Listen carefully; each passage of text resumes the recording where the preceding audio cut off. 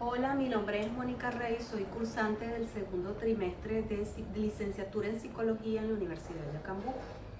Sean bienvenidos a esta presentación correspondiente a la Cátedra de Neurociencias bajo la tutoría del doctor Germán Graterón. En esta oportunidad les desarrollaré este mapa mental correspondiente a la historia de la neurociencia.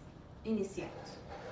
Al hablar de la historia de la neurociencia, es importante mencionar a una de las civilizaciones más antiguas como lo fue la egipcia, la cual fue considerada civilización madre de la medicina. Los egipcios dentro del área médica manejaban dos tendencias, una era la mágico-religiosa y la otra era la empírica racional. Ellos tenían conocimientos acerca de ciertas patologías como las jaquecas y la epilepsia o ictus. También realizaban ciertas intervenciones y tratamientos como eran las trepanaciones. La trepanación era una intervención quirúrgica que consistía en abrir un orificio en el cráneo. Regularmente se le practicaba a los faraones y se tiene conocimiento de que lo hacían porque creían que de esa forma el alma abandonaba con mayor facilidad el cuerpo. También realizaban momificaciones, separando algunos órganos del cuerpo como eran los pulmones, estómago, hígado y cerebro, y los embalsamaban de forma separada. Los egipcios creían que el cerebro era encargado del bombeo de la sangre y que el corazón controlaba los sentimientos y los pensamientos. Toda esta información se obtuvo a través del hallazgo de unos papiros, que voy a mencionar el más importante, el de Edwin Smith, que contenía información sobre tratamientos, procedimientos médicos y estructuras anatómicas. Seguidamente, de la civilización egipcia pasamos a la civilización griega. Vamos a hablar de dos grandes exponentes como fueron Aristóteles e Hipócrates. Aristóteles fue considerado padre de la medicina medieval. Al igual que los egipcios, Aristóteles consideraba que el corazón era el órgano más importante. Él elaboró un sistema fisiológico basado en el corazón llamado neumas. Y él observó que el corazón comenzaba a latir en las fases más iniciales del desarrollo del organismo y que cuando el corazón paraba, el cuerpo moría, lo que dio origen a la frase primium oriens ultimum moriens, primero en nacer, último en morir. Luego pasamos a Hipócrates. Hipócrates fue considerado padre de la medicina. Hipócrates eleva la medicina a un nivel más científico, haciendo lo que no había hecho nadie anteriormente, que era, sin ningún tipo de prejuicios, analizar y estudiar tanto al enfermo como a la sintomatología de la enfermedad. Él estudia las diferencias entre un hombre enfermo y uno sano, y un hombre enfermo y otro enfermo. Él establece que la enfermedad se da debido a un desequilibrio en unas sustancias contenidas en el organismo llamadas humores, las cuales son sangre, flema, bilis amarilla y bilis negra. También establece y califica que hay 4 tipos de temperamento, los cuales son sanguíneo, colérico, flemático y melancólico. Luego pasamos a Galeno. Galeno él sistematizó la estructura orgánica y él plantea que la materia viva está compuesta de un sistema de neumas y espíritus animales, vitales y naturales. A diferencia de sus predecesores, él plantea que el cerebro controla los otros órganos del cuerpo. Él analiza la estructura nerviosa y concluye que los nervios se dividen en 2 vías, una para los sentidos y otra para las acciones físicas. En el siglo XIV se corrobora lo que plantea Galeno, ya que se descubre que dentro del cerebro hay una parte que contiene información como la fascinación, fantasía, conocimiento y memoria. Luego pasamos a Descartes.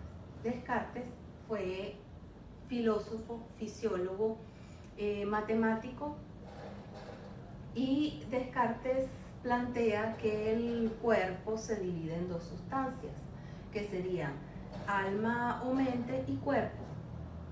Él plantea que el sistema nervioso funciona como una máquina, es decir, que él responde mecánicamente a estímulos externos. Por eso fue fundador de la teoría del reflejo.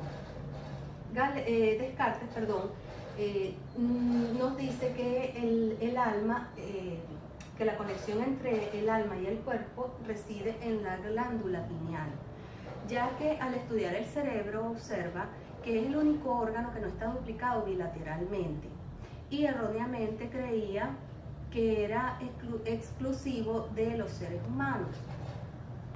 Descartes fue estudiado tanto para profundizar en sus planteamientos como para objetarlos por Pascal, Spinoza, Newton, Locke, Hume y Kant, entre otros.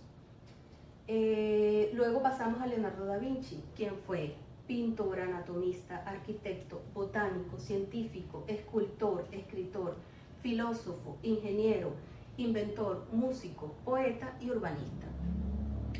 Leonardo da Vinci sentó las bases de la anatomía y realizó una serie de disecciones en cadáveres de los criminales en las cárceles. También él diseccionó animales como aves, monos, vacas, tiene un amplio estudio sobre caballos. Esto con la finalidad de comparar la estructura animal con la estructura humana.